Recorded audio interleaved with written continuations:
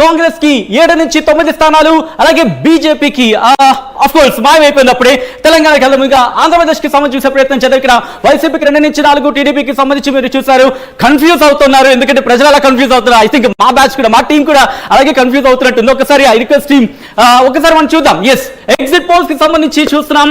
ఇక్కడ ఏపీకి సంబంధించి వైసీపీకి 2 నుంచి 4, టీడీపీకి 13 నుంచి 15, జనసేనకు సంబంధించి కూడా చూస్తున్నాం 2, అలాగే బీజేపీకి సంబంధించి 3 నుంచి 5 స్థానాలు. అంటే క్లియర్ కట్ గా మనకు అర్థమవుతుంది ఇక్కడ కూటమికి సంబంధించి 13 నుంచి 17 స్థానాలు దక్కచ్చంటూ కూడా ఇటు పీపుల్ పల్స్ చెబుతోంది.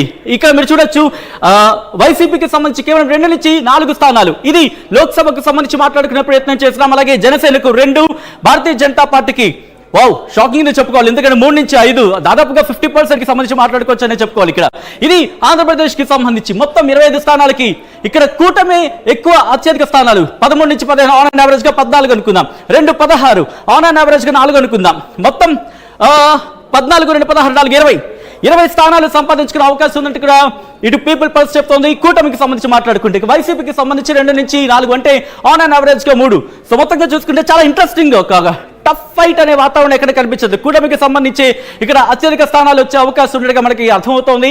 ఒకసారి తెలంగాణకి సంబంధించి చూసే ప్రయత్నం చేద్దాం. తెలంగాణకు సంబంధించి ఎవరికి ఎన్ని స్థానాలు ఈ పీపుల్ పల్స్ ఎవరికి ఎన్ని స్థానాలు ఇచ్చిందనే చూద్దాం. అంతకన్నా ముందు అసెంబ్లీకి సంబంధించి చూసే ప్రయత్నం చేద్దాం. Yes, here it is people pulse AP లోక్సభకు సంబంధించి మనం చూసాం. ఒక్కసారి అసెంబ్లీకి సంబంధించి ఎవరికి ఎన్ని స్థానాలు ఇస్తుందనేది ఓసారి చూసే ప్రయత్నం చేద్దాం. హియర్ ఇట్ ఇస్ ఆంధ్రప్రదేశ్ కి సంబంధించి వైసీపీ 45 నుంచి 60 స్థానాలను సొంతం చేసుకుంటుందంటూ కూడా పీపుల్ పల్స్ చెప్తోంది.